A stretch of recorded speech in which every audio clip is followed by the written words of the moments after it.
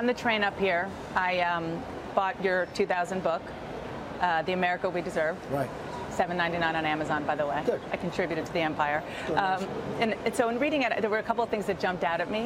One is on abortion. At the time, you said that you were pro-choice. Now you've changed, right? Not strongly, but I am pro-life.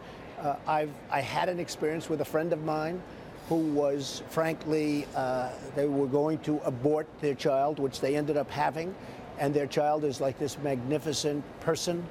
And it had an impact. I've seen that now a couple of times with other people, but I'm pro-life. You're pro-life, but you do think that there should be exceptions for rape and incest. Yes, and life, the health of the mother, the death, because, you have some cases where the mother may die. It's basically Ronald Reagan had the same thing. He had the 3 exceptions. If you are the Republican nominee, you would be the effective leader of the Republican Party. Would you make sure that that exception or those exceptions would be in the Republican Party platform? Well, I think it would be something I would discuss very seriously with the people in the Republican Party. I'm actually getting along very well with the people at RNC right now, and I think that would be something certainly we would be discussing. I do agree with, Ronald Reagan was a long time ago. He was somebody that liked me a lot. I liked him a lot. I helped him a little bit.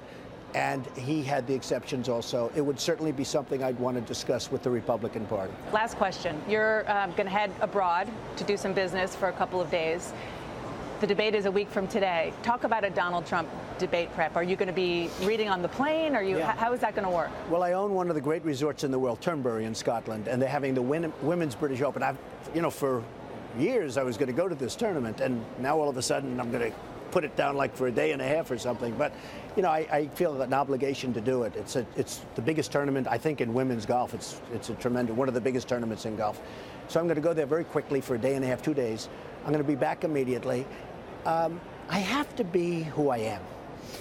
These other people, I know they all have their debate coaches and they all have their pollsters, and they don't say anything without the pollsters knowing exactly. And they pay the pollsters hundreds of thousands, in some cases hundreds of thousands of dollars a month. But I'm sure you're brushing up on policy, right? I am, but I brush up all the time. I'm reading constantly. I'm watching your show and others. But I'm constantly brushing up. Every time I turn on the television. So no formal debate prep. Well, I watched Mitt Romney, where he locked himself in a cabin for a week, and he came in for that second and third debate, and he wasn't able to speak. Something happened to him, okay? It wasn't a good picture. Barack Obama, he studied, and where he wasn't great either, but I would say that certainly he was horrible in the first debate and not good in the second two, but Romney was not good. So I am going to be Donald Trump. I think if I'm not Donald Trump, it's not going to look good. I'll do my best. I've never done it before. Who's your biggest competition on the stage? I don't know. Who are you most sort of looking at? You're a competitor. I don't know. You don't know what's going to happen. You're up there and you're talking, and you don't know who's coming at you. If I watch you and everybody else, they're all coming at me. Whatever it is, it is. He might not be doing any formal debate prep, but his, 9 other competitors who will be on the stage, Kate, of course, they are and have been for months and months. I can't tell if he's lowering expectations or he really is not prepping. I think that's just one thing we're not going to be able to know. They actually could be one and the same. I think you're absolutely right.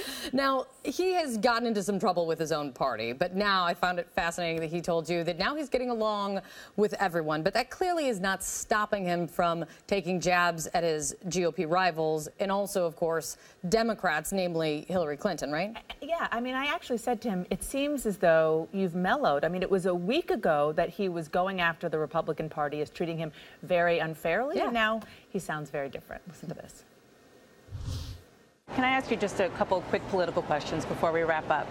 You mentioned that you're getting along well with the Republican National Committee. I am. And I also noticed that your tone has changed a little bit. You've softened a little bit. Really? Wow. You don't think so? I'm glad. Well, I get criticized by Bush. He said, tone.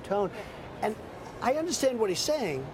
But we need energy. We need a strong tone in this country. But about the Republican National Committee, I know that you've been talking to the chair, Reince Priebus.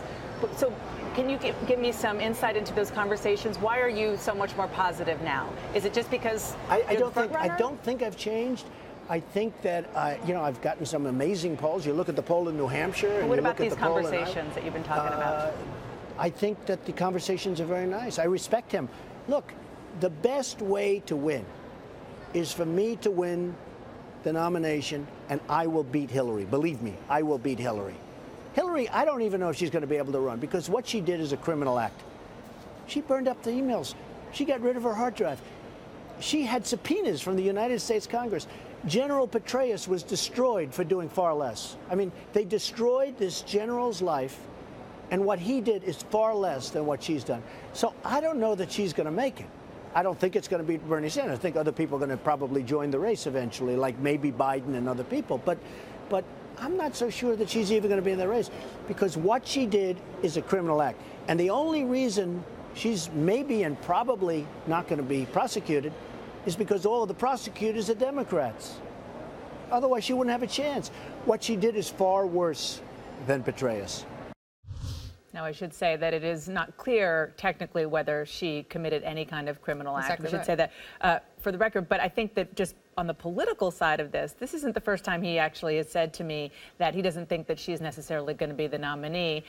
Remembering back to 2008, Barack Obama was nipping at her heels and then eventually became the nominee. The question is whether or not he's right. Does he know something about Joe Biden? I mean, who knows? Wouldn't put anything past him. Who knows is for sure. I mean, but the fighting has all been, to this point, all on the Republican side. Yes. So you are seeing, for the most part, you are finally seeing with him, he's starting to sharpen his attack against Hillary. You can see where he's turning his attention a little bit. Absolutely. And look, I mean, there's virtually nothing more unifying among Republicans than to go after Hillary Clinton. Right. That is, an absolute applause line, standing ovation line, red meat. I mean, whatever you want to call it. Everybody on the Republican side who really is a member of the base wants to hear that.